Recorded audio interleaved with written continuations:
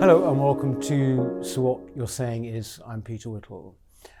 Now I'm delighted today that my guest is somebody that if you watch any American news programs, or indeed here in Britain too, you'll probably be familiar with. Dr. Frank Luntz is one of the most preeminent pollsters and strategists in America. He's also a best-selling author with 2 books on the New York Times bestseller list. He is now here in Britain because he has just done a huge report for the Centre for Policy Studies. This is, well, part of the report, Britain Speaks, and it is about political attitudes as they stand in Britain today in a party political sense, but also in a more general sense.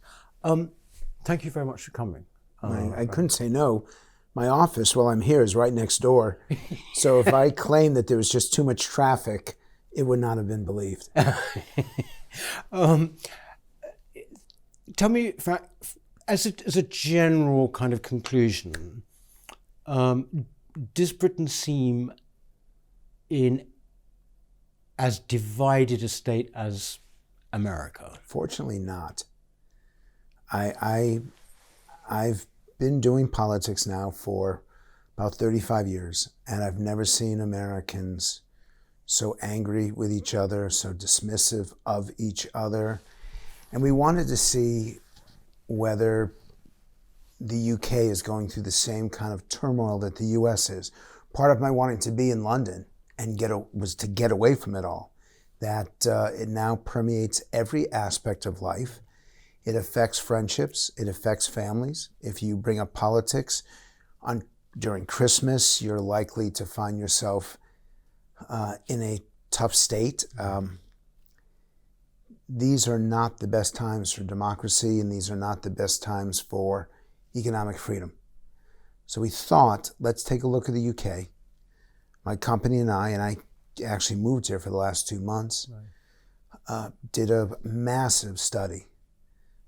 2 surveys, 3,000 people, 150 questions, over 1,000 pages of data.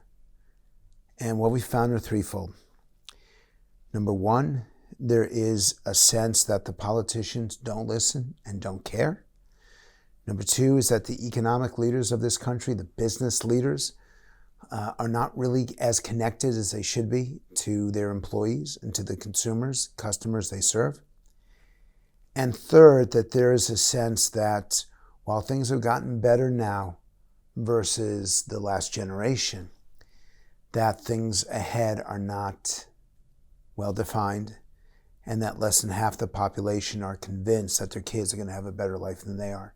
So there's a deep-seated pessimism that's beyond what the traditional Brit goes through. Now, I lived for 3 years in this country, so I know that you all celebrate being disappointed, upset. We have very good practice. Yes, and you love, this is being filmed 48 hours after the European Cup, which I was there.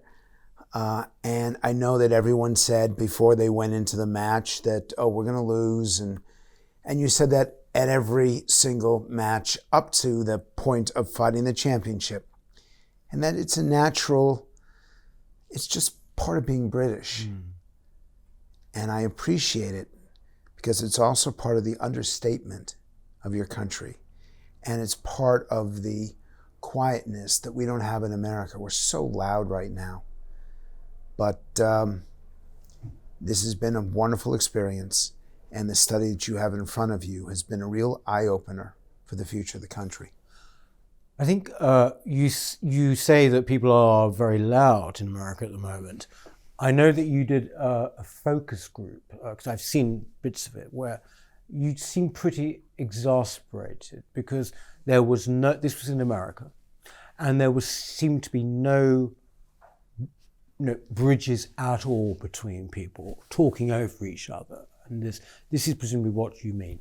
Yes, and you should, if there's a way to splice this into this video, you should do so. We have the rights to it, so it should be yours. And from the first 90 seconds, you can count it off how quickly people started to not disagree, but insult each other, and then how rude they got and how abusive they got within 4 or 5 minutes. This is not the democracy that I knew. This is not the country that I love. And I think that this is what Donald Trump brought us. I think this is to some degree what AOC brought us. I don't know how well known she will be. Could you say her name? I mean, So she is the leader of the progressives. She comes from the Bernie Sanders, and he's someone people will know here. Yeah. Bernie Sanders was the final opponent to Joe Biden. Bernie Sanders is from the progressive wing. He's the Jeremy Corbyn of American politics. And while he was not named the nominee of the Democrats, he still has considerable support. And he goes across the country supporting he's actually a democratic socialist. He's not a registered Democrat. And he's very active on the left wing of the party. So you've got people on the right, people on the left, and everyone seems to be fighting the center. And I don't know how to get out of it. And that was the purpose of this work, is to try to find common ground in an era of woke, try to find compromise and cooperation in an era of populism, and to appreciate those who want to work together in a time of extremism. And that is what you got in front of you. I mean, it's fascinating stuff, which anyone can see, by the way, online, can't you? You can download it and watch online. I really think you should take a look at it. Center for Policy Studies. Center for Policy Studies. I promised them I would say it 3 times. Center for Policy Studies. There, now I don't have to say it again. Sounds like Candyman. One thing that actually comes across in this report as well, you mentioned woke there, is that there's a large proportion of people who don't know what this means. Now, I do know that obviously you have, in your work over the years, have certainly put huge emphasis on political messaging and words. I believe that the change from global warming to climate change was yours. What would you say we should call woke? Because to most people it seems vaguely stilly, vaguely trivial, the word. What does it actually mean? I think I know what it means, but would you say we need a new word for woke? No, I think it's perfectly appropriate. It's the same language. By the way, it's one of the reasons why the British culture should do everything it can to keep some of American culture out of this country. You don't need woke. You don't need populism. You have a society that is, with exceptions, a society that's more open, a society that's more respectful, a society that's provides greater opportunities for everyone in society, or for the most people in society. This country found a way not to divide itself culturally. Don't start doing it now. And that's what woke is all about. It's the same thing as we have in the States. It dismisses you because of your gender, because of your ethnicity, because of your race, that you're privileged and therefore you don't deserve whatever you have achieved. And those who have not achieved deserve the right to be, to use Boris's phrase, leveled up. And that is not what a meritocracy is about. That is not what performance is about. You earn your success in America and the US, at least in my mind. Nothing is given to you. And if you have been held back, I think it was Eleanor Roosevelt who said that the only limitations you have are ones you put on yourself. Life is not fair. Let's be blunt about it. But you can make it more fair than whatever lot you were given in. And as long as we all start at roughly the same place, and that's the role of government, to make sure that that happens, where we end up is simply by our own effort, our own commitment, our own perseverance, and a little bit of luck. It's interesting, though, that you say about is what the government should do is to lay the conditions for equality of opportunity, I suppose you would say. But it seems that the general dynamic now is about, this word equity, is about equality of outcome, is it not? To a great degree, yes. And that is not what democracies or economic freedom has ever been about. It does not say that we are all equal after effort, that we are all equal after whatever we have done in life. The public doesn't believe in that. The public believes in opportunity. The public believes in the right to try, the right to persevere, the right to fail, get up, dust yourself off, and try again. But that the outcome should be determined by your effort, by your persistence, by your creativity, by your brains, and they're willing to accept that a little luck gets thrown into it as well. Now, I do want to emphasize that there are people who have been held back. There are people who have been ignored or forgotten. And for those who seek to weaponize woke, shame on you. Because woke divides. Woke is like a poison that gets into a system, into your system, and it undermines meritocracy, it undermines performance, it undermines the principle of having to earn your success. And populism creates the most deep animosity that I don't think is constructive. Britain does not need either. You do not have a perfect history, but you've done a lot for a lot of people. There are things in your history that probably people would ask you to apologize for, but there's so much more that you've done to make countries and populations better off. I really believe that this is a nation to be proud of, not a nation to demonize. I think that's the big difference, Frank. You know, that when you say at the beginning, we were joking about the cup and how the English says, oh, we won't win. And that's sort of like a rather endearing understatement. That's the culture of understatement. I would say, since in my life, it has been self-abnegation. This emphasis on the negative has now reached a climax. Stop doing it. Stop beating yourself up. I say this as an observer and someone who does not like the political system in the country and does not always appreciate the economic system in the country. But I'm an American and I'm proud to be American. But I'm also proud to be over here for 2 months, and you have so much to be proud of. And I feel that that's one of the problems of this extremism. That instead of being focused on writing a greater future, it's focused on rewriting the elements of the past. That is not what a great country does. A great country learns from its mistakes, acknowledges when it doesn't get it right, fixes it so it can have an even greater future. That's what you should be focused on. For the most part, that's what the people are focused on, and for the most part, that's what the government is focused on.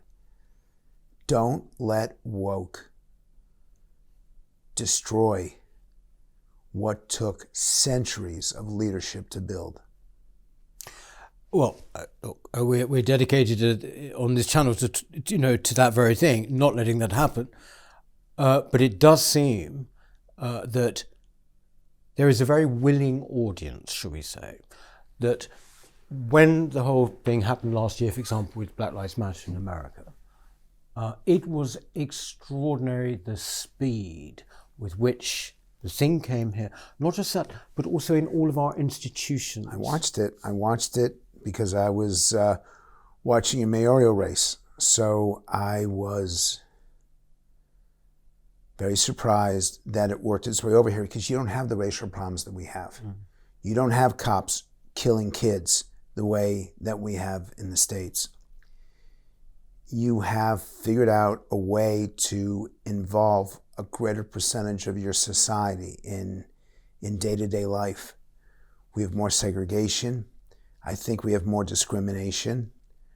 Americans are much better today than we were 10 years ago. and we were better 10 years ago than we were 50 years ago. Britain did not have this problem. And it's something you should be proud of. I always have to say this because I'm nervous about someone taking me down for saying, what, you don't see this racism?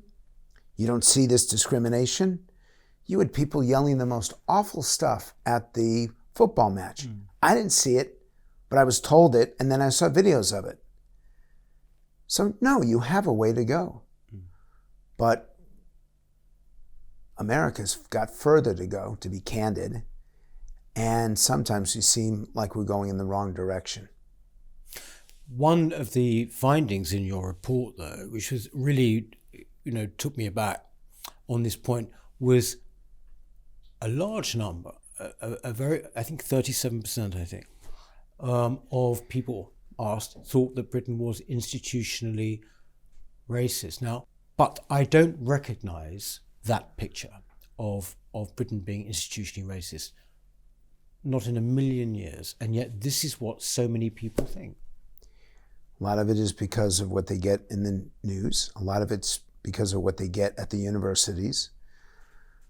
A lot of it comes from entertainment. These are the three areas that have the greatest control on what we think and how we think and why we think. And those who are unhappy are much, much louder than those who are pleased. And so you don't hear anything from those who think life is okay because they've got nothing to shout about. The other side has a lot to shout about, and that's exactly what they do. Instead of trying to get it done quietly, they choose to shout, and I don't think that's helpful. Part of even the agreement to do this interview was the chance to suggest to people who are watching, don't behave badly. Your kids are watching you. Your neighbors are watching you. Your friends are watching you. Don't act like an idiot because your whole country is hurt when you do. You've been involved in politics for a long time. I mean, can I ask, it's fascinating, was originally when you started, was it a fascination with politics, or was it a love of politics, or was it also a love of your country? Or are the two, can they be the same? So I'm going to sound like a geek, but the greatest compliment I ever got as a kid is when I was called a great American. And it was the nephew to Jim Buckley. He was the former senator of New York, who's running for the Senate in Connecticut. And he called me a great American in my house. He came by to visit me to tell me I've been doing such a great job. I was 17 years old, and I was working for the campaign, and he stopped by to pay his respects. He's only in his mid-20s. And he just said, I want you to know you're a great American. And I ran in to say to my mom, hey, I was just called her. I was so proud. My father was a dentist. And I interrupted him at work to tell him that I'm a great American. Oh. And I don't feel so great now. No. I don't feel so great. I don't think our country is what it was. I am hopeful. That's not accurate. I hope that we return, but I'm not necessarily hopeful. And I've been humbled by learning just how many people do not think America's great. And unlike some in leadership, I don't dismiss it. I want to understand it. If you don't appreciate what America's doing, if you don't think it's a great country, tell me why. And let's figure out a way to fix it. Because in the end, I think there is more freedom. I think there's more opportunity. But we don't give people that space anymore. You're now the enemy. There'll be people who will edit this, who could cut this to make it seem like I'm really harsh to the country. And they'll do so to insult me or to criticize or to cancel me. Cancel culture is real. Fortunately, it doesn't happen as much as some people think it does, but it happens. And it happens at universities. It happens on editorial pages. It happens in newspapers and at places where thoughts are really important. So I will explain it in a way that's probably kind of strange. But the place where diversity matters most is on a college campus. Normally, I always talk about inclusion, because diversity means I'm going to take one person who's sitting in that chair, one person from behind the cameras, someone from here. That's diversity. Inclusion is all of us. But I actually think we need diversity on college campuses, and we don't have it. Over here, if you're conservative, you have a much harder job of getting appointed. In the States, it's even worse. So you can have entire political science departments that are 90% left of center, and they think nothing of it. And that's not healthy for the students. I don't want to change it just for the sake of changing it, and I don't really care for myself. I am so committed to students having every perspective taught them, and adults having every perspective available to them. But that's not what's happening right now, and that's why cancel culture is so scary. The idea that you can't collect all that information because some of it has been delegitimized by people who should know better. Well, here, I would say that we have a similar problem in universities here. That now overwhelmingly left-wing academia, but also this sort of no platforming, to the point where the government has actually had to step in and create these free speech czars, they call them. Which I don't like either, because that's getting in the way of what universities should be doing on their own. I don't want government telling universities what they should or should not do. I want those universities guided by what the students and the faculty choose. But that's not happening, or they're choosing to just cut people off. Or to literally cancel them, and that's not right either. Well, this is something as well that's in the report, is that on a personal level, the number of people who say they have, if you like, struck a friend off because of their politics, either expressed online or in person, or whatever it might be, is something like 28%, but amongst younger people, it was over half, I think 53 from memory. Correct. This is appalling. But I have to say, you see, here, having been a strong Brexiteer and involved in that campaign, Gotta sneak that in. I would say that it seems to be almost entirely one way. It might be different in America, but here I never knew of any Brexit supporting person who stopped talking to someone because they were a Remainer. It seemed to be mostly, if not entirely, one way. Well, its youth is actually the greatest indicator. That number of people who had stopped talking is from 18 to 29-year-olds. You get to people over age 65, it's only 14% rather than 53% who stopped talking to someone because of their politics. The problem is that the youth right now think that they are the most tolerant generation ever, the most respectful generation ever. They just think that they are God's gift. And now I'm about to walk into where I always get into trouble on stuff like this. They're actually the least tolerant. They're the most likely to cut people off. They're the most likely to refuse to take in alternative information and to have made up their minds. And it's the greatest tragedy because they're at the point in their life when they should be challenging themselves instead of canceling other people. But that's not happening.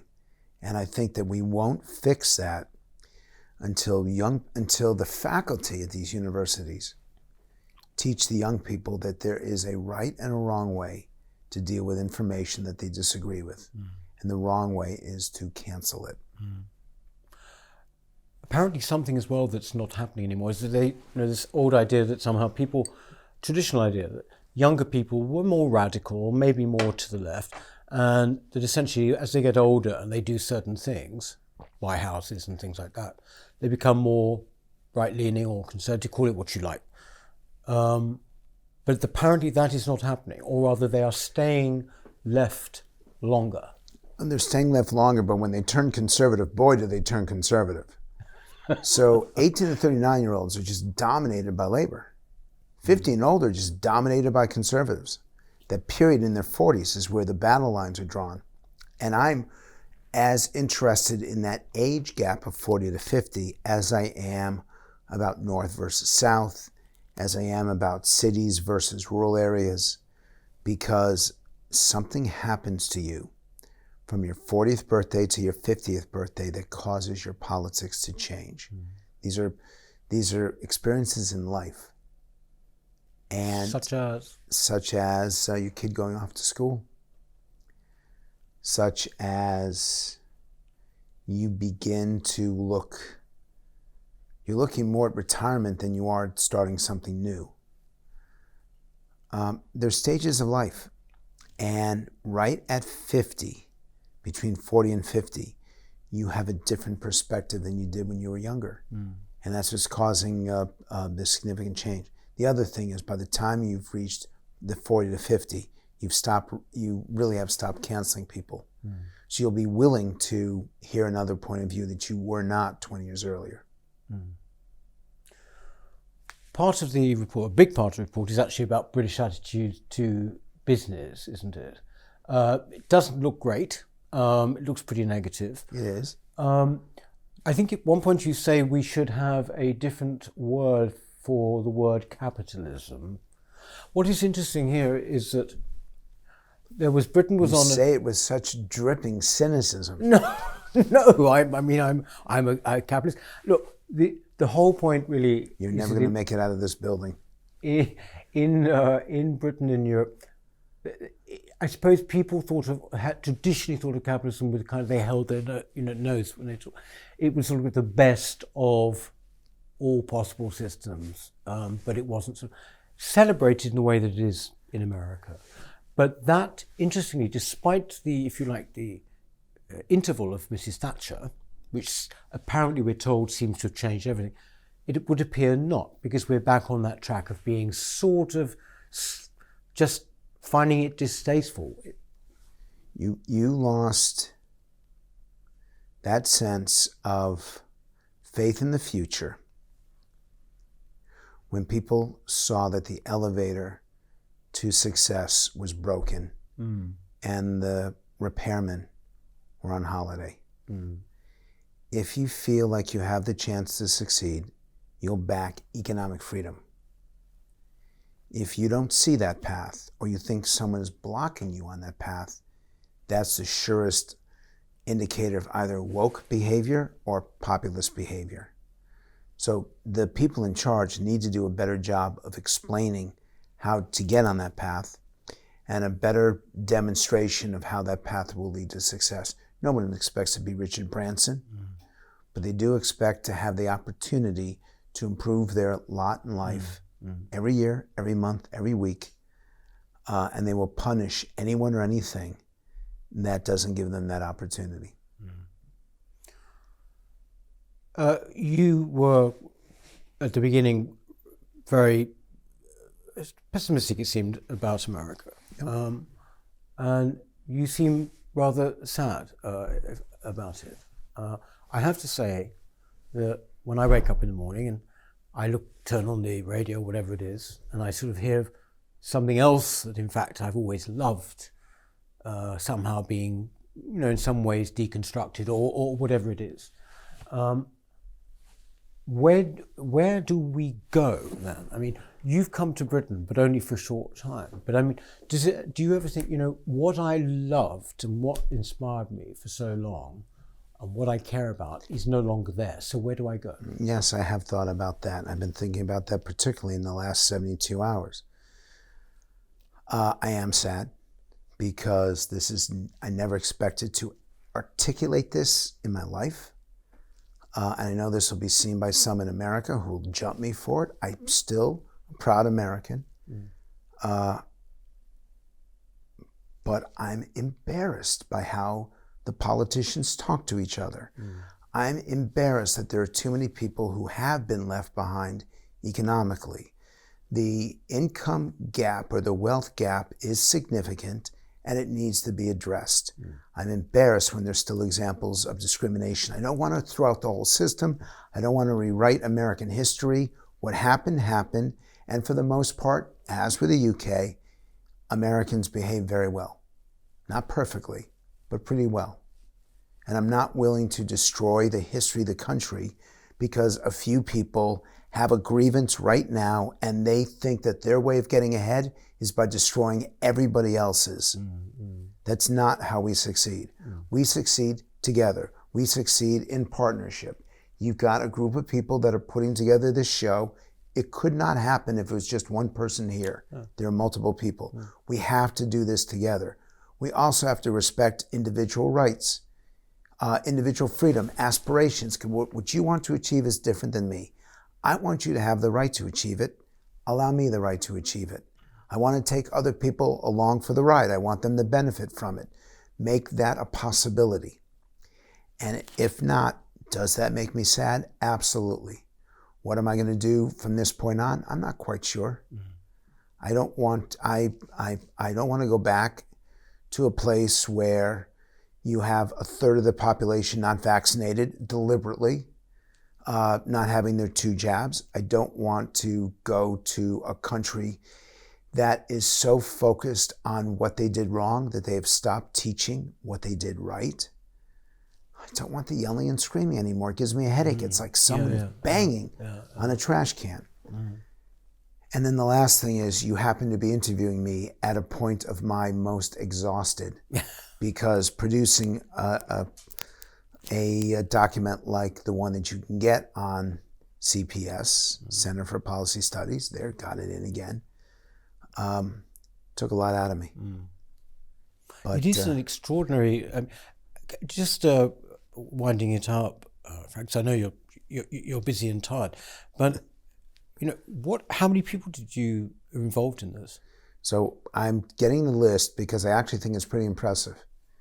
The labor leaders, the Lib Dem leaders, the conservative leaders that I spoke to in putting together the questionnaire, the academics, people from different industries, the business leaders I talked to, more than 25 people had access to the survey to give me guidance about what I should ask.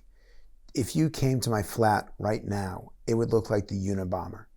I have notes on every piece of paper. I think the maid called the police because she's nervous that I'm either making crack cocaine or a bomb in my place. But there are notes everywhere, and I'm not done yet because I really am so dedicated to this that I want to provide on the website of CPS a full accounting of all that we learned. So right now you'll get the PowerPoint, but by the time I leave in 10 days, you'll have a complete analysis of what, where, when, why, and how. A lot of the tone of this actually is in fact advice to parties, political parties as well, and to business, isn't it? What you should do. Yeah, and then for business, we tell them, focus on your customers and focus on your people. Don't focus on woke. And for the parties, we tell them, don't weaponize this. Don't find ways just to be negative. This represents about 150 questions. Of that 150, I think 148 are positive, only 2 are negative. Why? Because they don't want to contribute to another attack. I don't want to contribute to what politicians already do too much of. Tell us what they're against rather than what they're for. I think the public deserves more. I think they deserve better, and that's what I'm going to give them. Finally, you have a kind of visual section. What are the most favoured visuals? And it's very interesting to see, something's never quite changed. The Queen is number top, 1. far and away Yes. from the others. Isn't it extraordinary? Well, she's been there for a while, so people have become comfortable with her. And the Union Jack as well. My surprise was the button from the NHS, I Heart NHS, was the second most popular visual. I was really surprised. Even more than your Olympic runner, who's carrying the flag around him. Mo Farah, yes. Yes. And then what finished dead last? Oh, Shakespeare was one, I think. Not quite dead last. The Houses of Parliament, House of Commons. Yeah. That is the least appreciated visual. And that should send a lesson to all the politicians. Pay attention. The public thinks they're ignored, forgotten, or betrayed. And it's your responsibility, because if that's their perception, then that's reality. You have to change that. And that's the message that this Study is done that the status quo is not acceptable. By the way, I don't know what's behind that painting, but I can tell you exactly. It is frightening. No, it's a little air conditioning box, which is temperamental. So it just comes and goes off. But anyway. Wow, just like your Prime Minister. Exactly. Who, in fact, you knew at Oxford. Yes. Yes. And worked with subsequently to that, did you not? I would visit him from time to time. Yeah. Well, look, Frank, thank you very much for coming and making the time. I know you've been hugely busy. The report, as I think you've heard many times now, is at the Centre for Policy Studies.